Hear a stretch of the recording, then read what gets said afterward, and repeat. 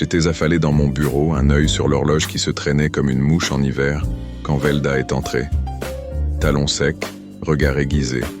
Elle me tend une enveloppe Kraft avec ce petit sourire en coin, celui qui annonce les ennuis. C'est pour toi, Mike. Une vieille affaire. Du temps où les mots coupaient, plus que les lames, où les clés n'ouvraient pas que des portes. À l'intérieur, un nom, la clé de verre. Ahmet. Du noir, du vrai. Le genre d'histoire où on finit toujours par se demander si c'est le monde qui a changé ou si c'est juste nous qu'on a laissé rouiller. Alors j'ai allumé une clope, ajusté mon chapeau et replongé dans ce bouquin comme on retourne sur une scène de crime. Pas pour comprendre, pour sentir ce qui repérage le roman, la ville et le goût du sang-froid. Faut parfois gratter sous la rouille pour retrouver l'éclat du métal. La clé de verre ne trône pas dans toutes les vitrines, mais dans la galaxie du noir. C'est une planète à part, dense, venimeuse et diablement bien foutue. Un de ces bouquins qu'on ne lit pas à la va-vite entre deux correspondances, mais qu'on mâche, qu'on ronge, qui laisse un goût métallique sur la langue et une sensation de malaise une fois la dernière page tournée. Ce n'est pas une lecture de loisir, c'est une épreuve initiatique, un baptême dans l'encre noire des âmes compromises. Dashiell Hammett, ce n'est pas le premier venu. On l'honore pour le faucon maltais, Moisson rouge ou l'introuvable.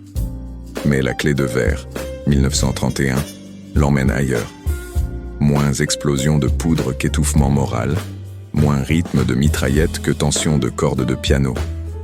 Une intrigue politique, des amitiés troubles, des amours sans illusion, et surtout, une ville entière qui semble rongée jusqu'aux fondations par le verre.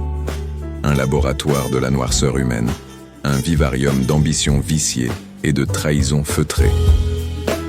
Ned Beaumont, conseiller officieux, parieur invétéré, n'est ni détective, ni truand en uniforme. C'est un électron libre, fidèle à personne, sinon à une certaine idée de lui-même. Loyauté tordue, moustache taillée, regard qui pèse chaque ombre. Un héros moderne avant la lettre, fatigué avant même d'avoir commencé à courir. Il joue au dé avec le destin, sans illusion et sans triche. Sa morale, c'est celle du joueur qui ne triche pas, même quand la table est piégée.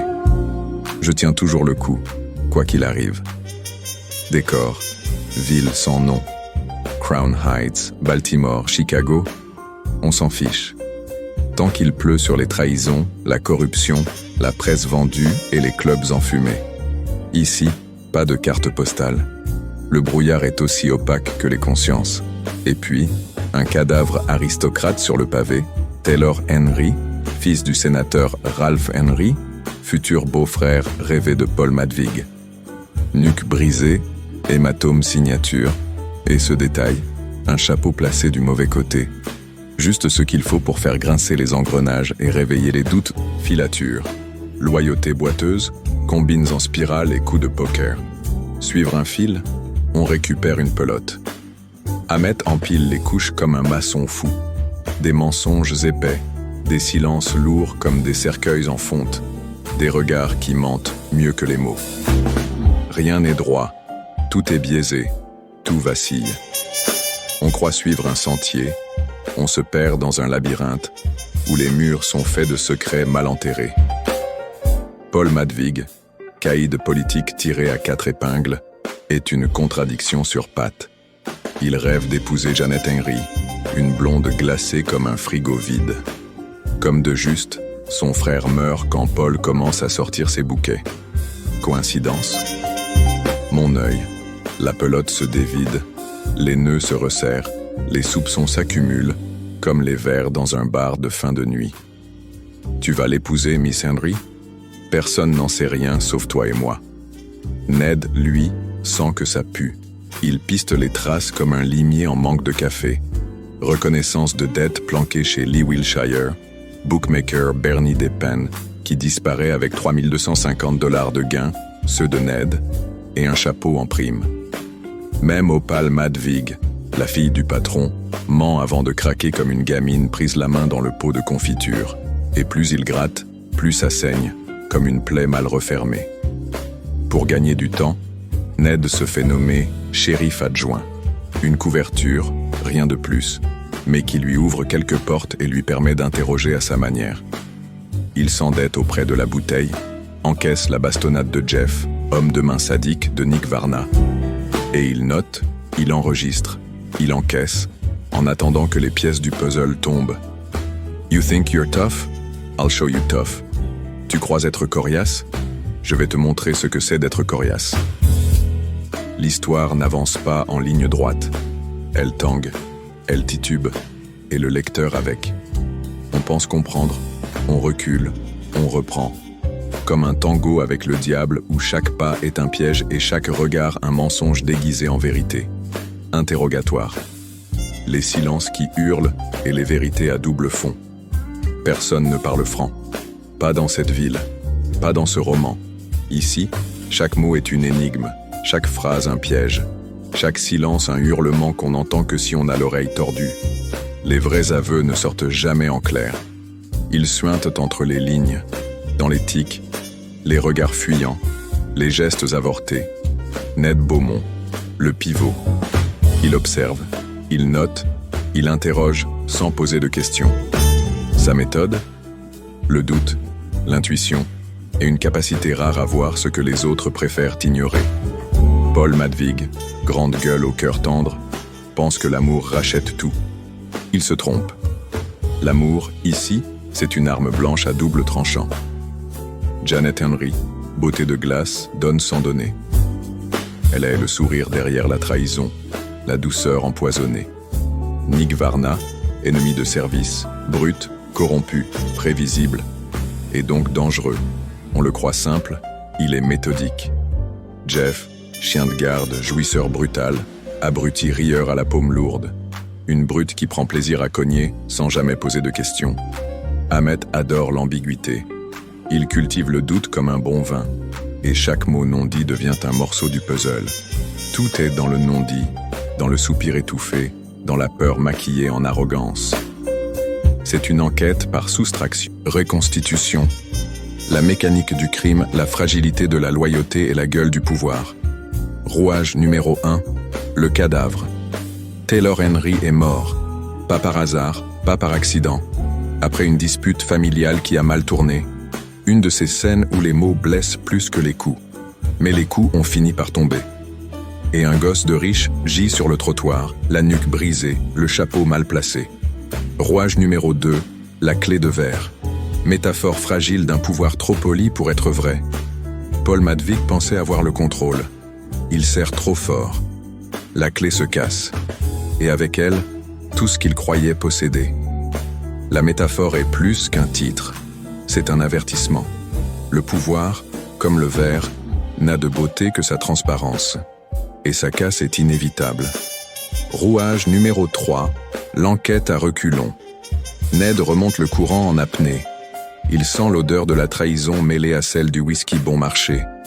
Il piste des pins jusqu'à New York, se fait tabasser dans une arrière-salle, revient avec plus de questions que de côtes intactes. Mais aussi avec une certitude. Cette histoire, ce n'est pas du roman feuilleton, c'est du poison distillé goutte à goutte. Et Ned encaisse, comme un boxeur qui a appris à lire dans les poings. Rouage numéro 4, la confession. Il recoupe, il reconstitue. Et la vérité émerge, pas glorieuse, pas éclatante, juste nue. C'est le sénateur Ralph Henry lui-même qui a frappé son fils avec sa propre canne. Taylor menaçait de tout faire sauter. La dispute dégénère. Le père frappe, le fils tombe. Crâne contre le trottoir. Panique. Et maquillage de la scène. Le couvre-chef déplacé. Le détail fatidique. Tout le monde voulait y croire, personne n'a voulu voir. Rouage numéro 5. La chute. Ned piégerait un curé à confesse. Il organise une arrestation simulée de Janet. Le vieux Henry craque, il avoue. Paul est lavé de tout soupçon, mais à quel prix? Il découvre qu'il a nagé avec les requins en croyant draguer la princesse. Et Ned, lui, n'a plus que sa solitude pour ami. Et la certitude que parfois, pour sauver un innocent, bouclage, loyauté ébréchée, vérité mise à nu et addition réglée comptant. La ville tourne toujours, les bars rouvrent, les deals se signent, les visages changent, Mais le vice reste. Paul Madvig garde son fauteuil, mais son amour-propre est en charpie.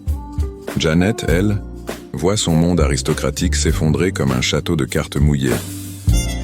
Le sénateur Henry, lui, finit menotté, descendu de son piédestal avec la grâce d'un sac de charbon. Et Ned Beaumont, il reste debout, mais l'ombre dans son regard en dit long. Il pensait sauver un ami. Il a découvert une société. Une machine qui broie les naïfs et recycle les cyniques.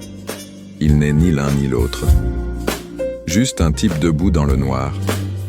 Une silhouette avec une éthique bancale mais une lucidité intacte. Un homme qui sait que la justice est une rumeur, pas une promesse. Hammett refuse les happy end. Il ne croit pas à la morale, pas à la justice, juste à la mécanique des choses. La loyauté, chez lui, c'est une clé en verre. Elle n'ouvre qu'une seule porte, celle qui mène à l'addition finale. Et le film de Stuart Heisler, 1942, en respecte la moelle. Alan Ladd incarne un Ned aussi sec qu'un couteau. Brian Donlevy donne à Madvig une chaleur inquiétante, et Veronica Lake, fumée blonde et regard flou, ne choisit jamais vraiment son camp. Le code Hayes exige une arrestation, alors le sénateur tombe. Mais l'amertume colle à la pellicule comme la poussière sur une affaire classée. Une clé de verre, c'est joli, mais ça casse entre les mains. Et quand ça casse, c'est toujours dans la paume. Et parfois, le sang qui coule n'est pas celui qu'on croyait. Retour à la première image, celle de la rouille. Tout ce qui brille n'est pas net. Et quand on gratte, on finit toujours par tomber sur les morceaux qu'on voulait oublier. Le métal, même terni, garde la mémoire de tous les coups reçus. C'était Mike Rétro, flanqué de Veldascope, pour Chronique Noire. Partagez, abonnez-vous, restez à l'écoute, et surtout ne manquez pas le prochain épisode, parce qu'entre deux verres de bourbon tiède, il y a toujours une vérité qui claque comme un coup de feu dans le dos. Pour les petits curieux ou ceux qui n'en ont jamais assez, l'adaptation au cinéma a d'ailleurs été l'objet d'une enquête complète dans l'épisode 5 de Bobard sur Bobine, où le duo